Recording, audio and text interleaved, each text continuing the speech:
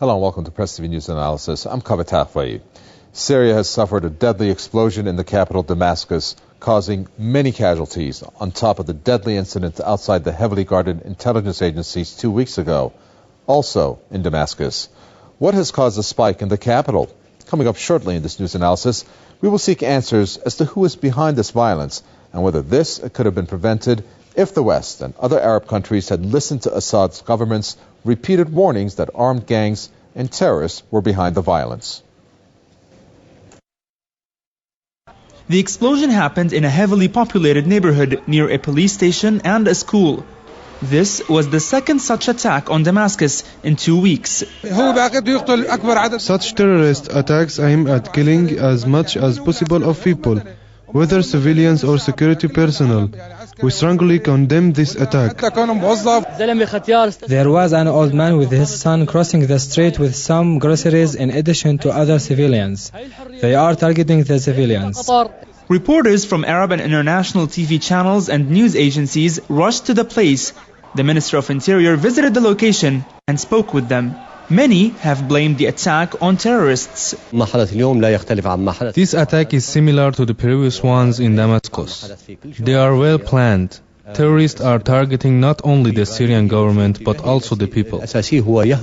Arab League observers currently visiting Syria for investigating events on the ground passed by the location of the explosion and headed to Al-Mujtahid hospital to see the casualties of the explosion. Syrians took to the streets following the explosion in front of the targeted police station, raising the Syrian flag and posters of President Bashar al-Assad. They condemned the attack and asserted that such attacks will only further strengthen their national unity against the foreign pressures. It is yet another attack that occurs in the capital Damascus.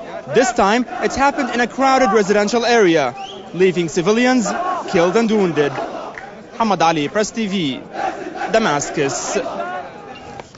Let's try to get some answers about what is going on in Syria. Let me introduce our guest. From Al-Akhbar News Paper, Omar Nashabe joins us from Beirut. We have author and lecturer Webster Griffin Tarpley joining us from Washington. And political analyst and filmmaker Sukant Shandan joins us from London. Gentlemen, welcome. First to you, Omar Nashabe. Damascus has been rocked in the past 2 weeks by 2 deadly terrorist attacks. The immediate question is who and why?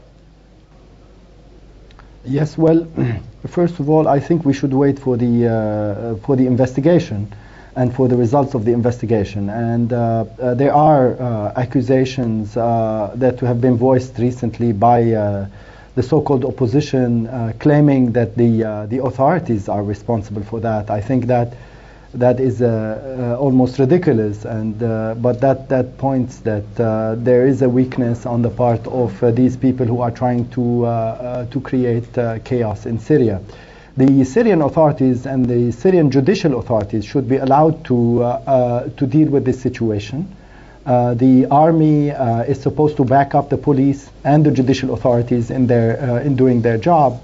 If there are, this has been going on. I have to provide a general perspective on what's been going on. The Arab League and other international forces have been asking the Syrians to withdraw the army from the cities.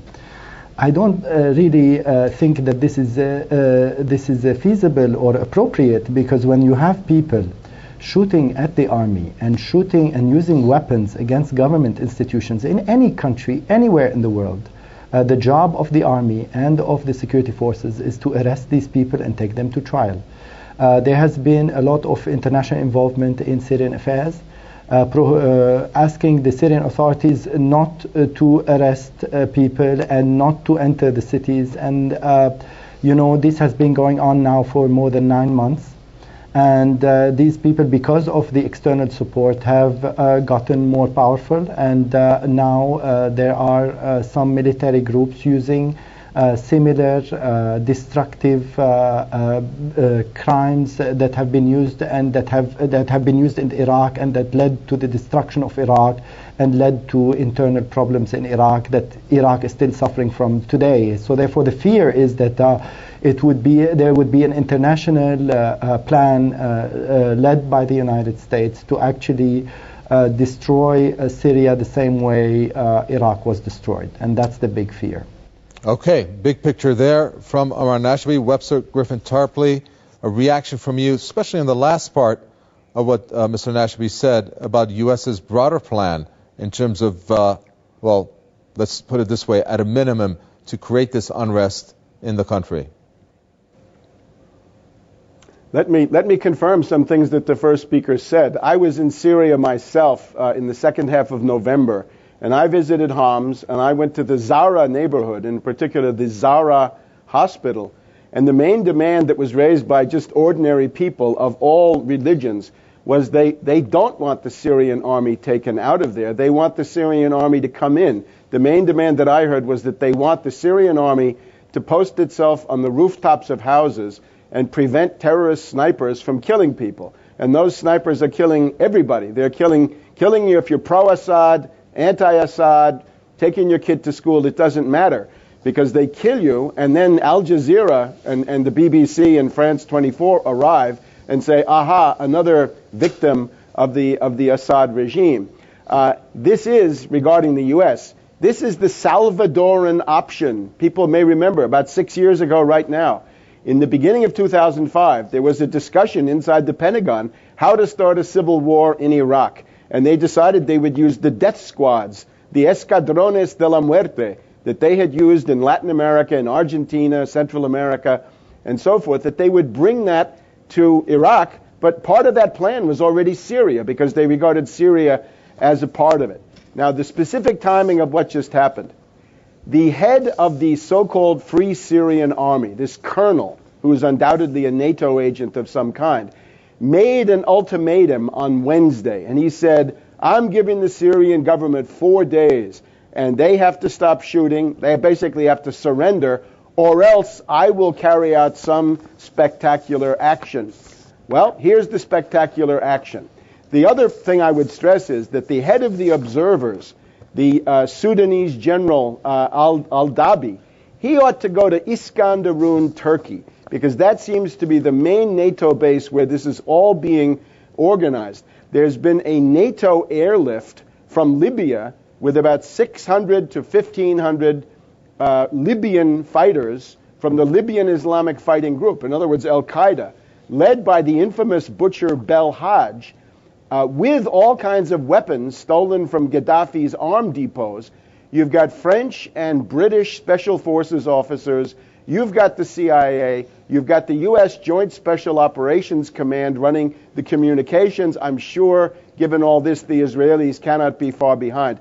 That's going on in Iskenderun, and you notice all of the violence, or the vast majority, is in these peripheral areas. It's either the Lebanese, the Turkish, the Iraqi, or the Jordanian border, because it's all being brought in from outside.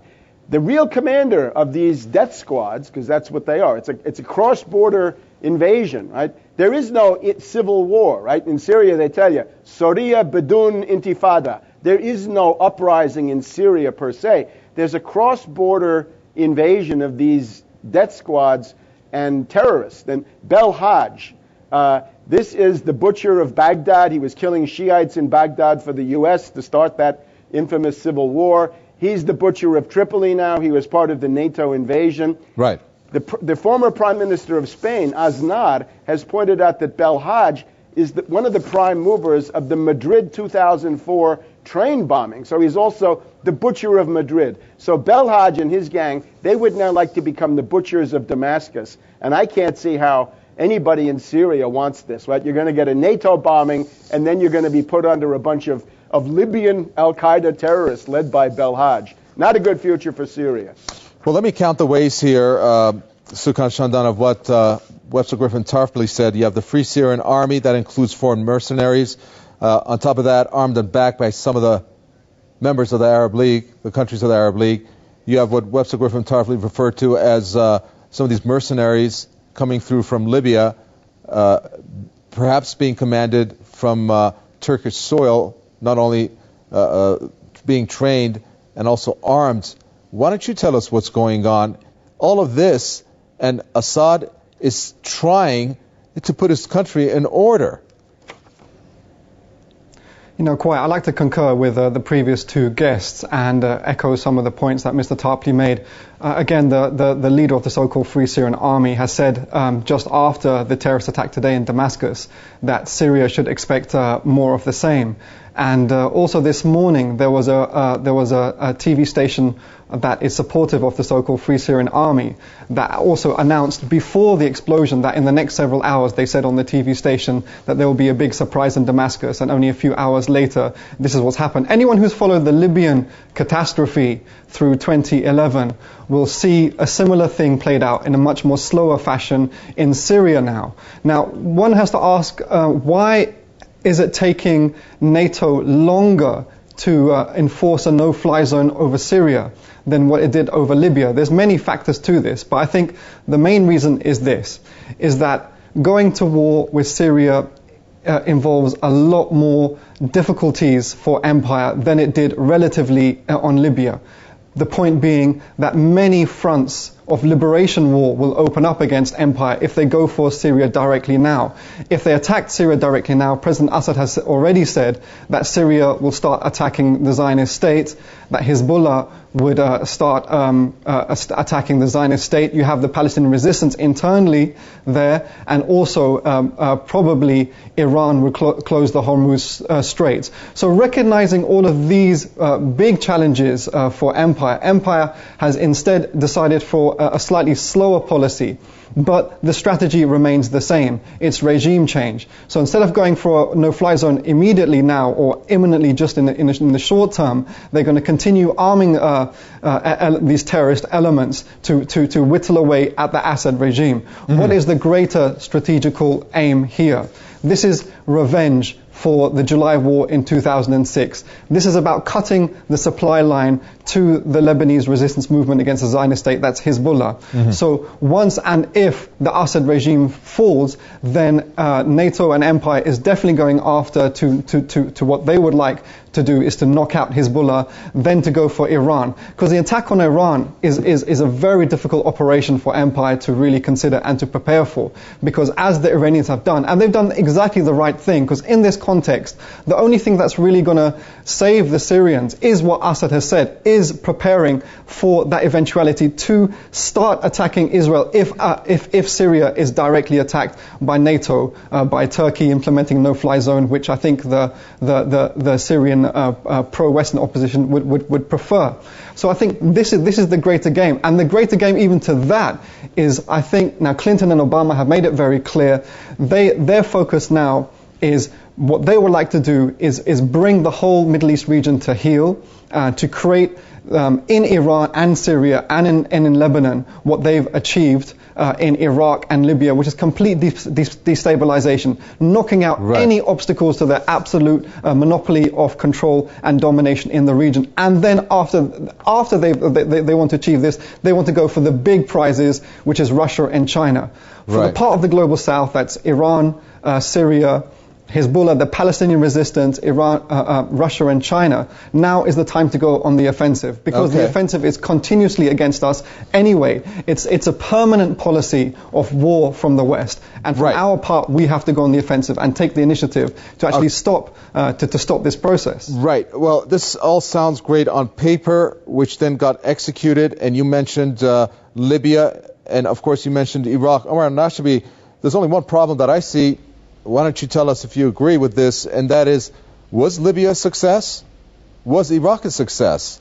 What happened in Libya with the number of deaths that occurred with that no-fly zone? We didn't even really know the totals that occurred based on the casualties because, well, the Western media didn't give us that. But give us your reaction to what our guest said there when he mentions the empire and the plans when the examples to be followed really have not been successes, have they? I fully agree with your guests, and I think it's up to the Libyans and to the Iraqis to say, and I don't know if any of our followers are Iraqis or do know Iraqis.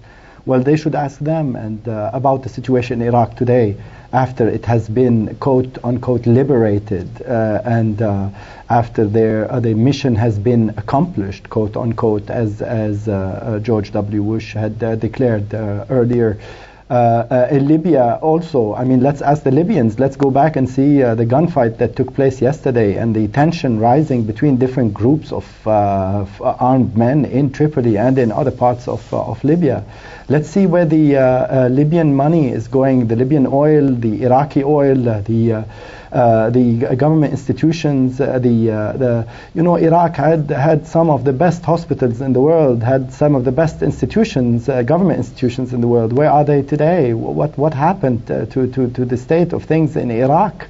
Anyone who travels to Iraq can see what a destroyed country this is, and what's the reason for destruction? I'm sure, yes, Saddam Hussein was not a good leader for Iraq, and there were some legitimate demands on the part of Iraqi people for change.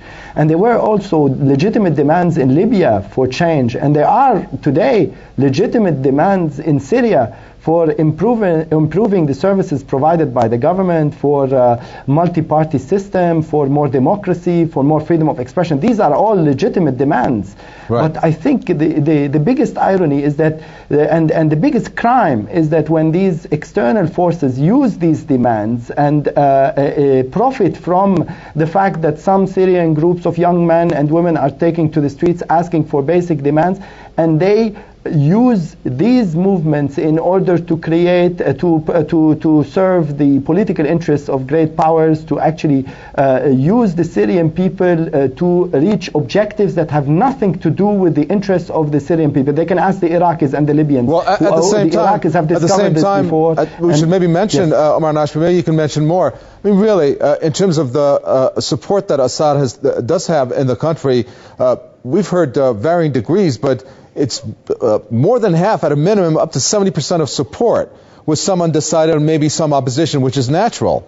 But since we're quickly running out of time, Webster Griffin Tarpley, is the violence and the unrest in that country a reaction maybe to the revolutions and uprisings in the pro-U.S. countries, Egypt, Yemen, and Bahrain, for example, countries that once Condoleezza Rice called them the Alliance of Moderation? The goal of U.S. and British NATO foreign policy in 2011 was the destabilization of all Arab and all Middle East governments, almost without exception. Maybe some monarchies, not immediately, but the rest of them. Entrenched satraps like Mubarak or Ben Ali were dumped because these people had become powerful enough to say no on certain issues, right? The U.S. wanted Egyptian bases, Egyptian troops for Iraq, and he had said no. So eventually they decided that they would get rid of him. The goal, of course, is the destruction of the national state, what we're seeing.